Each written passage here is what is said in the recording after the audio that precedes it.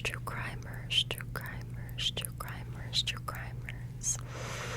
It is me, Dark Angel ASMR, and tonight I am back with another case.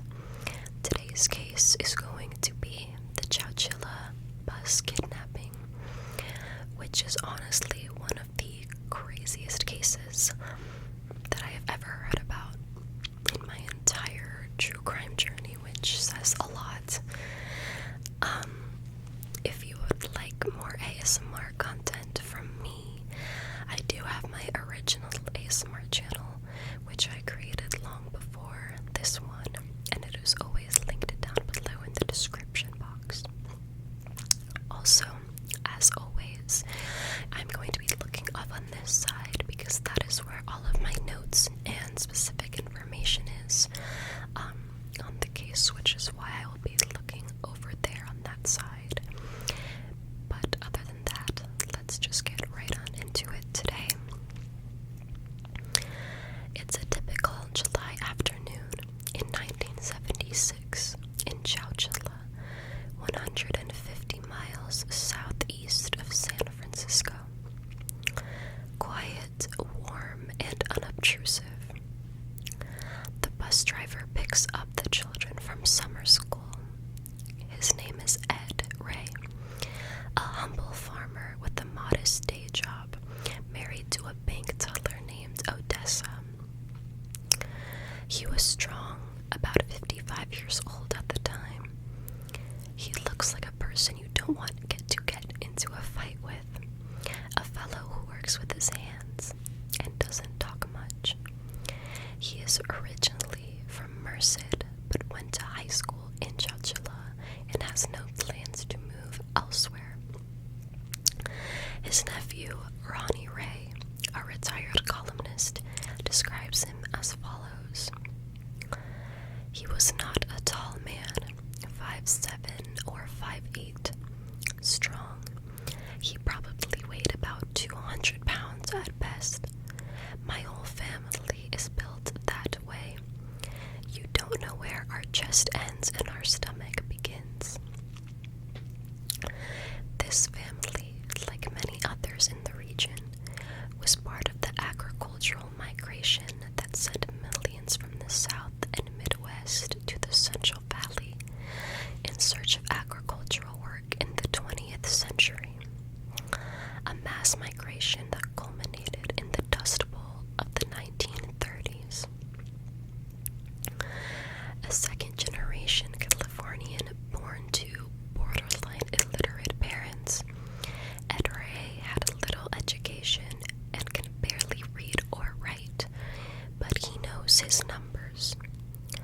Ronnie proudly said that everyone in town knew that he was a beast.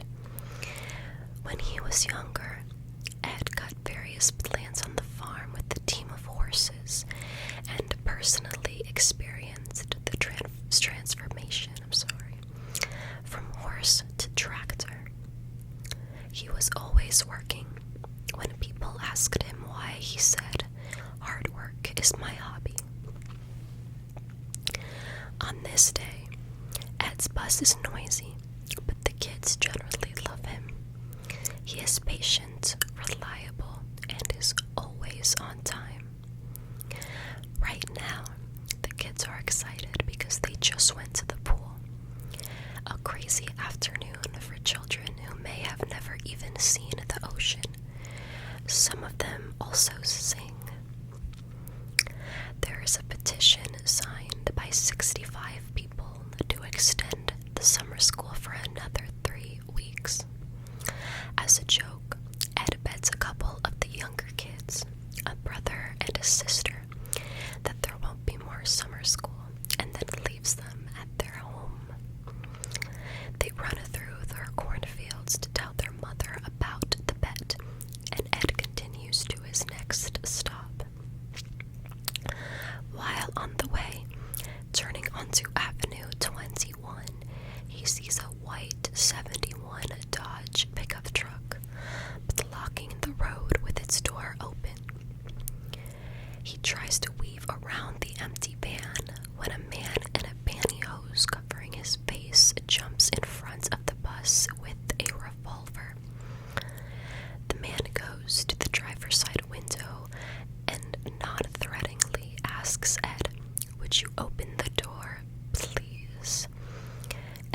feels as though he has to open it, and so he does. Two more identically dressed figures jump in, one of which quickly points a rifle at Ed and forces everyone to go in the back of the bus. One of the men starts driving. They drive about a mile and park the bus in a bush of bamboo. No one is shouting or screaming. They later described it as so peaceful yet so violent. 12 of the children are ushered into a white van. Ray and the other 14 children sit in the back of another van, this one being green. There is a bulkhead behind the driver's seat and the windows are sealed. They later said that it felt like it was hotter than AGLL. Some kids sing along to songs such as If You're Happy and You Know It, Boogie Fever, and Get Down Tonight in order to calm themselves and the younger children. It doesn't take long at all in the city for people to worry. Quote, "We got a call and then immediately on TV the local stations were saying that the bus was missing," said Ronnie. Parents started wondering what happened just 15 minutes after their children did not come home. The town soon became a CB radio station. People start driving around the county looking for the bus, the kids, and Ed Ray. By 6:30 p.m., about 2.5 hours after anyone had seen the children, the sheriff's department had a plane in the air. Ronnie, on the other hand, formed a small search party with 2 others. They went out in a bare-bones SUV, drove through orchards with headlights on, and searched everything. A few hours later, a police sergeant finds the bus empty without a trace of Ed or any of the children. That evening, parents gather in all public buildings to watch the news. Special services are organized in different districts. Pastor Buskirk's sermon at First Baptist calls the 23rd, 37th, and 91st Psalms more suitable for such evil. President Gerald Ford gives all enforcement agencies a blank check to search for children. California Governor Jerry Brown does exactly the same. Every white van or discarded children's shoe in California deserves a call to the police. The FBI is reserving every room in the city's 2 motels. Reporters and TV crews will be coming down soon. The light bulbs keep going on and off, and little rumors turn into big lies. There were many conspiracy theories at the time. San Quentin inmates take revenge on the town. International terrorists, aliens, horoscope. Meanwhile, Ed and the children drive in the dark for 11 hours without stopping in the sweltering California heats and finally arrive at the Livermore Quarry, only 100 miles away from where they were taken. It is 3:30 in the morning when Ed must have been awake for 24 hours on his farmer's schedule. The back doors open and 2 men are waiting. Ed is first. One asks his name. The other made him take off his pants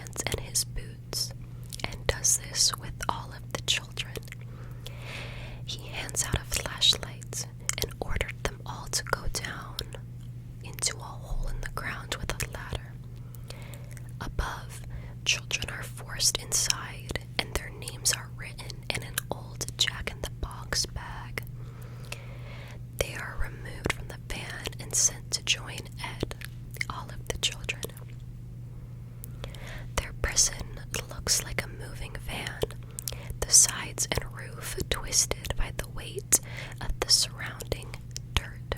Remember, this is literally in the ground.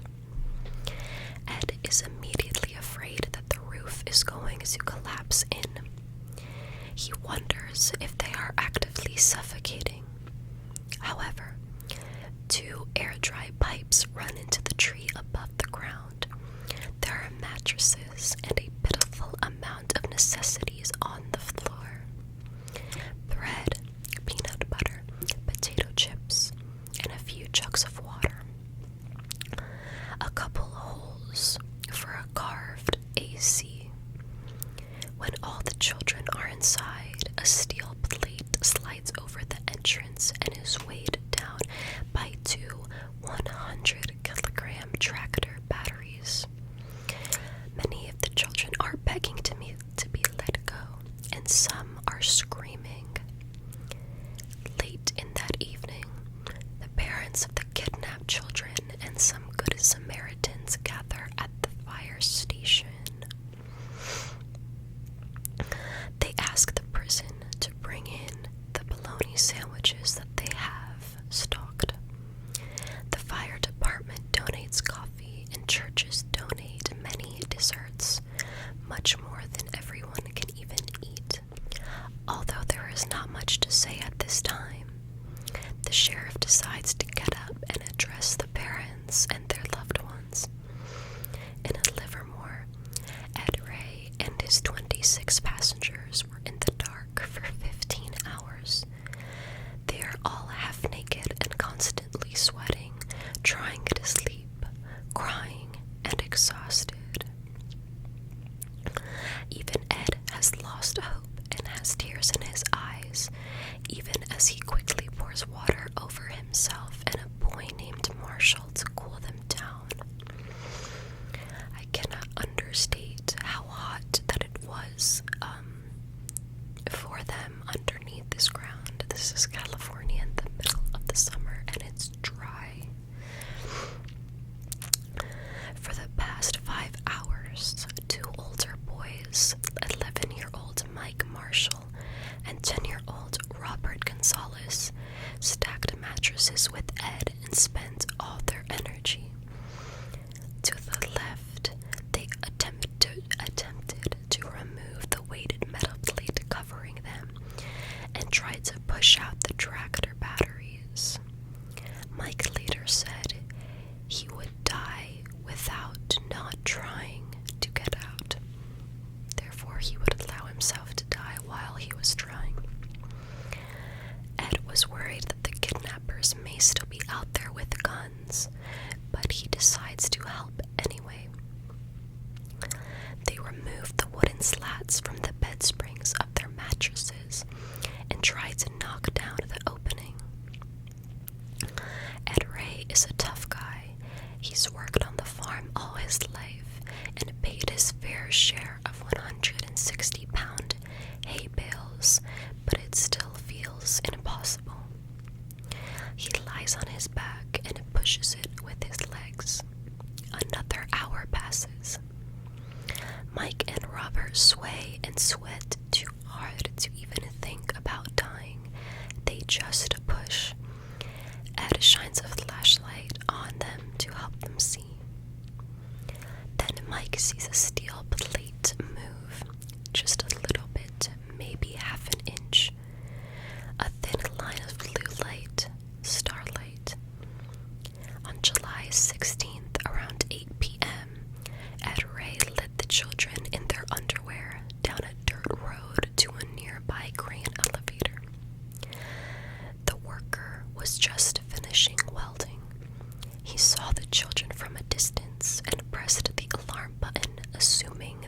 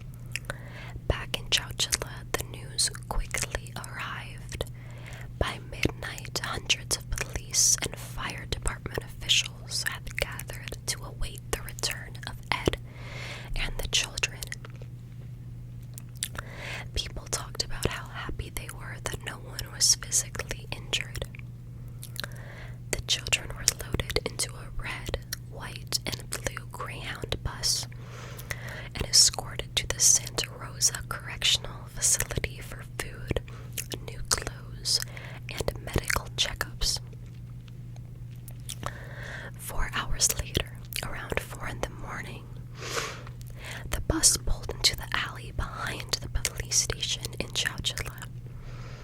Everyone was yelling and screaming, and flashbulbs were going off like gunshots, and microphones were in the faces of Ed Ray and the children.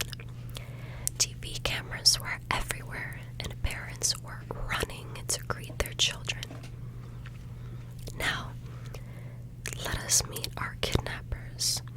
It begins with Frederick Newhall Woods IV. Frederick's father, Frederick Newhall Woods III, owns a wealthy estate called Hawthorns in the wealthy Bay Area town of Portola Valley. It is 79 acres. He lives quietly with his wife, Frances, and his mother, Fred's grandmother, who lives in a cabin near the house with a 24-hour nurse. Fred IV lives in the garage behind the house. Fred was described as a big loner who was lazy in school, directionless, and who didn't talk to girls. He had an endowment that could be worth more than 100 million, shared with an institutionalized nurse, which he admitted. He only cared about cars, and his parents had upwards of 50 on their property, many of them junk cars. Fred's whole life was buying, selling, and repairing old cars on his father's farm. Technically, it was a business that he shared with his friend James, or Jim, Schoenfeld, the son of another wealthy businessman, and he was an Arthurton podiatrist. 24-year-old James and his brother Richard, who happens to live near Frederick, hang out at Fred's house, although James is a bit closer to Fred than Rick, who is 2 years younger. They look like generic products from the 60s with a charmed life, gasoline, good hair, and seemingly boring. Fred had another company with another man named David Boston. He was majoring in film production at San Jose State College. They started a partnership in 1972 at Townhouse Enterprises. The dream is that Fred would flip the cars and use the income to finance David's projects. They said that they would become producers. In a letter to David, Fred writes that he has an idea, and he believes that this idea would make a good movie. Fred begins to talk about this big idea with James and Rick, and it is there, on his father's farm, that the Chowchilla kidnapping is born. At first, it's hypothetical, lazy daydreaming and brainstorming while the three of them worked on cars. It was just a get-rich-quick scheme and finding the perfect crime. They had nothing better to be talking about. Fred takes it seriously, though. At Townhouse Enterprises, he believes that if he is a good enough thief, he would have the opportunity to make twice as much money. After his first payday, he becomes a second as his filmmaker. It's a tantalizing prospect, and little by little, the Schoenfelds start to think that he is on something as well. Onto something, not on something. Even though they should have probably thought that. At some point, they begin to share roles in the role of actually orchestrating this crime. Fred, of course, is the leader. James is the planner because he likes to write in a notebook and keep a coded journal, which was later found by police. Rick seemed to just be along for the ride. They were all in it for the money, but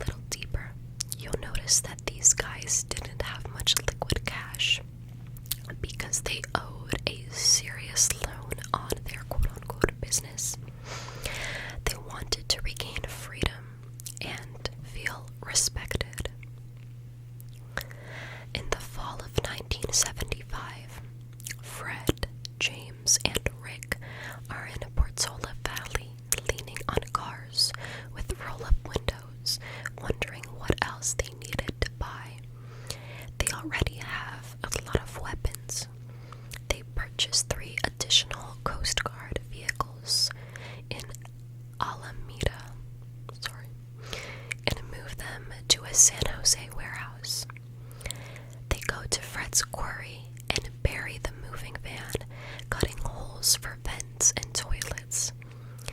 They reinforce the roof with wood to prevent it from collapsing after it is buried. They will be ready to go by December. They decide that a ransom of $5 million will be delivered to a crash site in the Santa Cruz Mountains. The problem is, on the day of their great scheme, the phone lines were so jammed that day with people calling in tips that they would never be able to get their ransom demand out. Several days after the children were found, Judge Howard Green skipped his own fishing trip to sign warrants and set the bail at $1 million, taking into account the wealthy background of the suspects. The next day, a guilt-racked Rick Schoenfeld, who had spent his time as a fugitive pacing around his parents' home and reading the news, surrendered in Oakland with his dad and a lawyer present. Meanwhile, a nationwide manhunt ensued on James and Fred. There were sightings of them all the way to Tennessee. Police ended up finding the two other men and arrested them on sight. All three pled guilty to kidnapping and robbery for ransom, but declined to plead guilty to assault causing bodily harm because that charge carried a life sentence without the possibility of parole. They were tried for causing bodily harm, pleaded not guilty, and received mandatory sentences. Still, their convictions were overturned by the Court of Appeals, which found that the bodily harm caused to the children, mainly cuts and bruises, did not meet the legal requirements set for bodily harm. They were sentenced to life imprisonment with the possibility for parole. Richard Schoenfeld was released in 2012. It gets worse. And James Schoenfeld was paroled on August 7th, 2015. In 2016, a workers' compensation lawsuit against Frederick revealed that he had operated several businesses, including a gold mine and a car dealership, behind bars without informing jailers. As the heir to two wealthy California families, the Newhalls and the Woods, he inherited a fortune from his parents that was described in one court as worth $100 million, which would be considered closer to $127 million now in today's money with inflation. Although Frederick's attorney disputed that amount. In October 2019, Woods was denied parole for the 19th time. Reasons for refusal over the years included, among other things, his constant minimization of the crime, as well as disciplinary violations for possession of contraband, schmexual images, and mobile phones. Woods married 3 times in prison and bought a mansion about half an hour away. But get this. In March of 2022, a 2-commissioned panel recommended parole for Woods. The recommendation required approval from the official parole board, the government's law department, and the governor of California. Governor Gavin Newsom asked the board to reconsider, but the decision was upheld. On August 17th, 2022,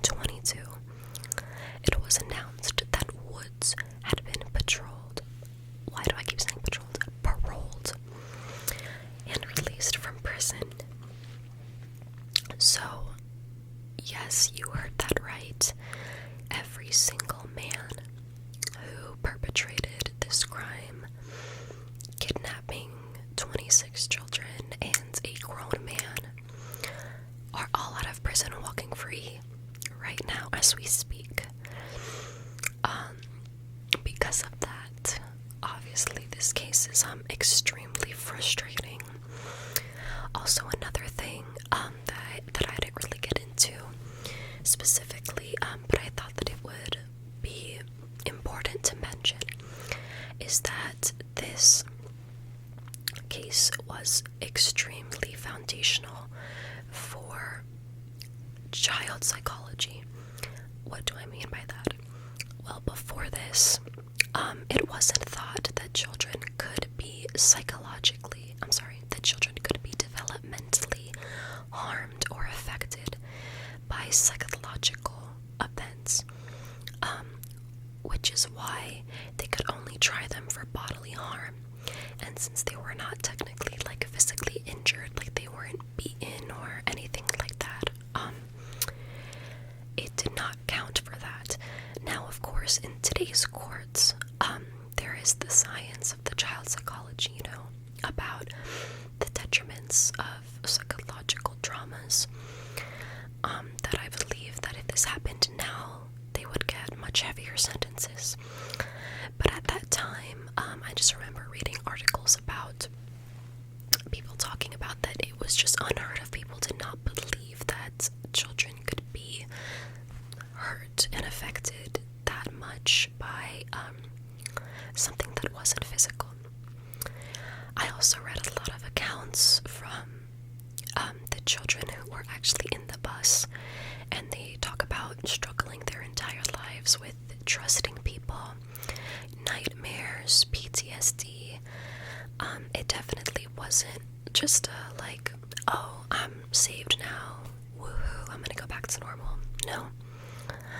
I remember that in specifically there was this one boy and his sister who were both in the bus that day, and he had described his sister as being the most lively person that he had ever met. She had a big personality, she was always happy, and after that she struggled with her mental health for years and years until she eventually, unfortunately, unalived herself.